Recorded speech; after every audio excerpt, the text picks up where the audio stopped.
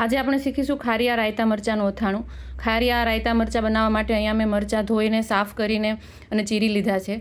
અથાણા માટે મરચાં આપણે કાચા નથી લેવાના, તીખા અને પતલા લાંબા આવે વનપગ જેવા એ લેવાના છે। હવે મસાલો કરી લઈએ। મસાલો કરવા માટે અહીંયા સિંગ તેલ લેવાનું છે। સિંગ તેલ ગરમ થાય એટલે અડધી ચમચી હિંગ નાખીશું, 2 ચમચી મેથીના કુરિયા નાખીશું, 100 ગ્રામ રાઈના કુરિયા અને 50 ગ્રામ જેટલા ધાણાના કુરિયા નાખીશું અને સરખી રીતે મિક્સ કરીને ઠંડુ થવા દઈશું।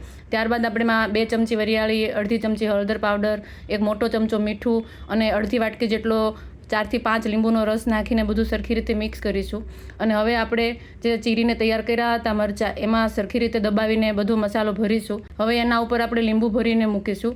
લીંબુ આપણે લીલા અને એકદમ તાજા લેવાના છે। 2 ચમચી મીઠું અને 1 ચમચી હળદર મિક્સ કરીને આપણે લીંબુમાં ભરી દઈશું અને અથાણાના મરચાં ઉપર આ લીંબુ મૂકીશું। આ અથાણું તમે ફ્રીજમાં રાખીશો તો 5 થી 6 મહિના સુધી સારું રહેશે। આ મરચાં સવારમાં ભાખરી સાથે ખૂબ જ ટેસ્ટી લાગે છે।